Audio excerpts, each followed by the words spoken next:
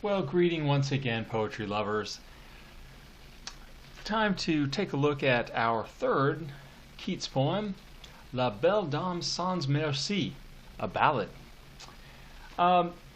Just a little background here. The ballad form refers to a popular song or poem that's usually passed down orally. This is a many centuries old tradition that the Romantic poets picked up. The English tradition, which goes back to like 15th, 16th century, has it that a ballad employs quatrains rhyming A, B, C, B, and that the lines generally alternate 4 stressed syllables and 3 stressed syllables. And that's the case here. So traditional ballads are anonymous, because like most folk tales, folk songs and so forth, they've been passed down generation to generation. Although they often feature multiple speakers, and this sort of signifies a shared experience. Ballads most often recount some sort of tragic, comic, or heroic story that features a dramatic event. And generally there's a strong sort of concrete element to it where the story is shown unfolding. So today's poem is a relatively famous ballad tragedy. It's a tragedy of sorts, and we'll get to that when we start to look at what's happening there in the poem. Let's see. So what we'll do is we'll hit our formal checklist as in poetic form. We'll scan a few of the quatrains, and then we'll examine other features, especially imagery. Most ballads, as I said, show and tell. And we're going to look at acoustics. After all, shouldn't we examine or speak of music regarding a form that was originally sung? Of course we should. All right, so what you'll see here before you is that I have marked the end rhymes here, and for the most part it rhymes A, B, C, B. The only sort of deviation is in the second quatrain, where we have a slant of begone and done. But other than that, the rhyme stays pretty solid all the way through. So I would urge you at this point then to go ahead and maybe if you want to pause and do all the rest of the markings yourself.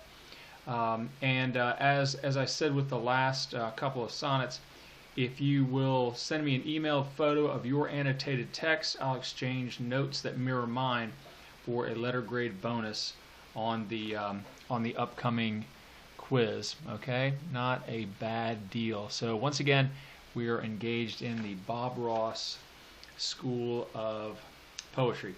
But before we scan, let's go ahead and read the poem aloud, and note where the 2 actors come in. So I'll go ahead and mark that before we start to read. First 3 stanzas, we've got our speaker. Okay, our speaker there, and then beginning with the 4th stanza all the way through the 12th, we have got the knight, who the speaker addresses at the beginning. You already know from your notes that he's a knight in this version that was originally published, but that later versions, the poem that was published in 1820, instead of knight at arms, it was oh, what can ail the wretched wight. Okay, so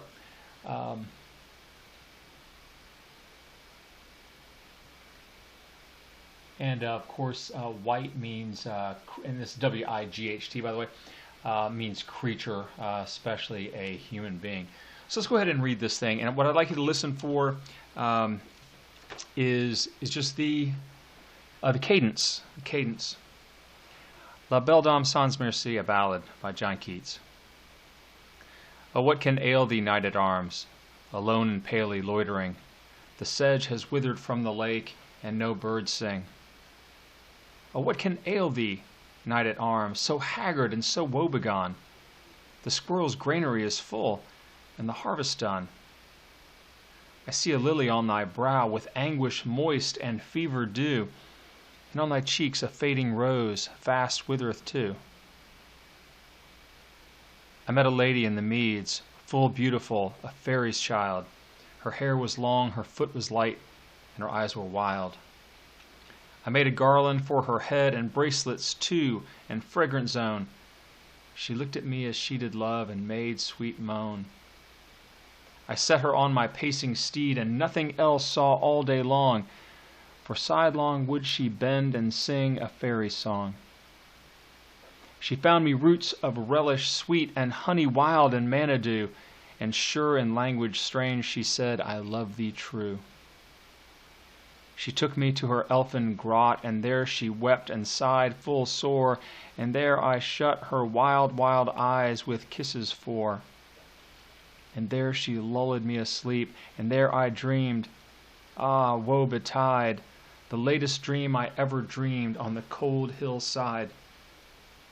I saw pale kings and princes too, pale warriors, death pale were they all. They cried, La Belle Dame Sans Merci hath thee in thrall. I saw their starved lips in the gloam, with horrid warning gaped wide, and I awoke and found me here on the cold hillside. And this is why I sojourn here, alone and palely loitering, though the sedge is withered from the lake and no birds sing. Okay, so I want to tell you that that today's reading and video lesson is brought to you by the Viarco 3500 number 2. Now, Viarco, we've decided to jump the pond and go over to Europe. Viarco is a Portuguese pencil manufacturer, one of the oldest in Europe, and they make just a delightful pencil. Although, you know, the thing is, like, come on, where's my eraser? I guess I figure I'm not going to make any mistakes. All right, so now you should have heard the cadence there. Oh, what can ail thee, knight at arms, alone and palely loitering? The sedge is withered from the lake, and no birds sing. So we've got that alternating 4-beat, 3-beat cadence, and it's ironic, isn't it, that you've got such a rollicking beat that in the telling of such a woeful tale. All right. Well, how about if we do this? Let's take a look at some of the acoustic elements that make an appearance here.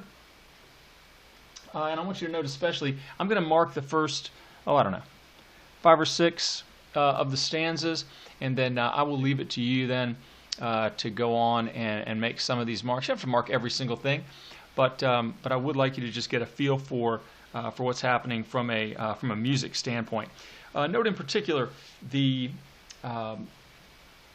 assonant long vowels, like the A's and the I's and the E's and the O's and the Ows. These are sort of the sounds of lamentation and pain that we're seeing here. Lots of cacophony, especially those long vowels, as you know, are cacophonous sounds, and of course they are there to accentuate the overall tone of the poem.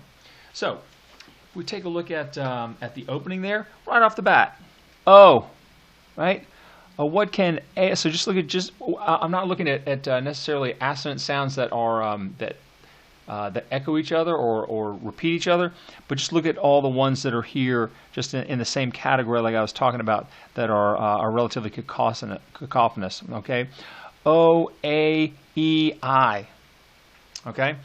Again, you have the repetition of the O sound with alone, the A sound. Okay, so the O. So you can see here the echo from the O in the first part of the first line, and then the O in the first part of the second line. The long A, the long A. The way to ring sounds like the E and the. All right.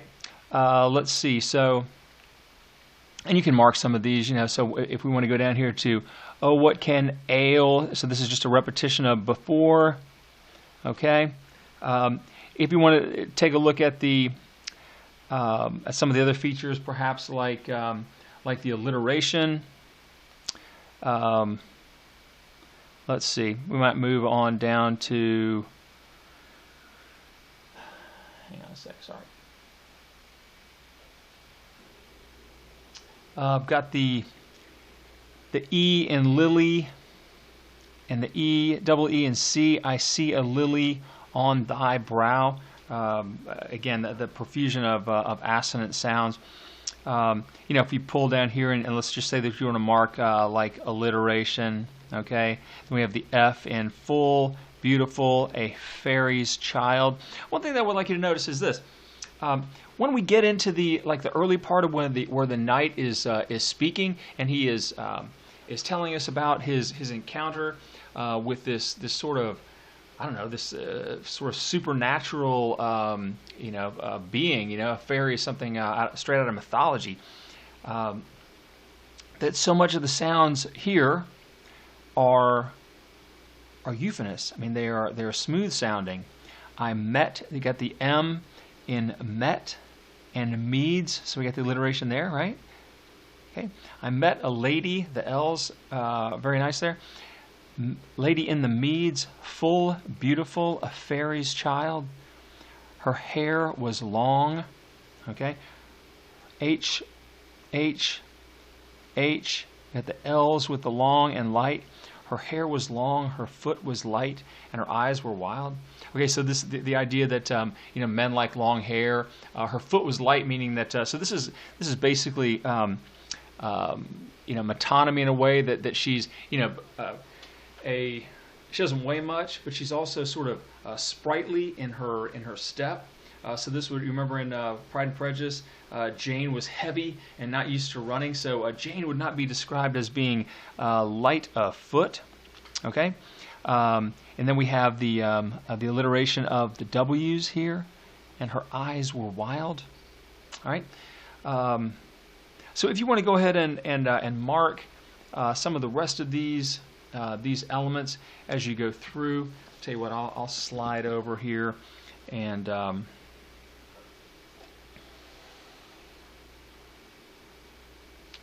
Let's take a look at just a couple of these. Let's see. Notice this is a lovely. She looked at me as she did love and made sweet moans. So we have the M sounds, the alliterative M's there. So I'm going to go ahead and write that there. And then even the word moan. So what does the word moan constitute? Well, of course, that's onomatopoeia. All right, so where this sounds like the thing it's describing. Okay, lovely. Let's see. So look at all the. We've got a lot of sibilants here. I set her on my pacing steed. So set and steed together are alliteration. If you add in the S sound of the C and pacing, then that becomes what? Consonants, of course. And we know that consonant S's combine to make that term that we call sibilants, and nothing else saw all day long, for sidelong she would bend and sing a fairy's song. So highly sibilant here. So I'm probably going to ask you a question about that. All right, I'm going to ask you a question about the speakers. Of course, I'm going to ask you a question about the pencil. I'll ask you a couple of questions about the ballad form, so you're going to want to make sure that you have made notes there. Okay, let's see, and I'll just do the last this one here. She found me roots of relish sweet.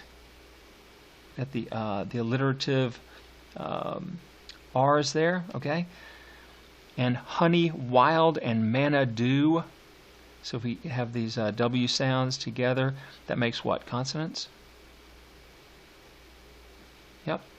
And sure in language strange she said, I love thee true. So nice sibilants there. All right. So go ahead and mark the. I think you should mark the rest of the poem yourselves. Just within each of the next stanzas, just take a look at some of the when assonance makes an appearance and what's it doing there. If you wanted to, I'll push ahead into one more stanza and say, she took me to her elfin grot.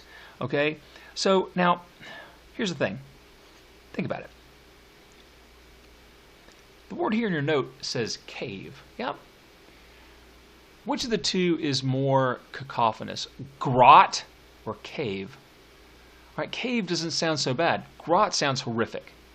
And so what we're going to find is that she's taken him to this elfin grot, and everything's just going to basically go downhill for Homeboy after this. Okay. All right. So here's what I'm going to do. I am going to, let's see.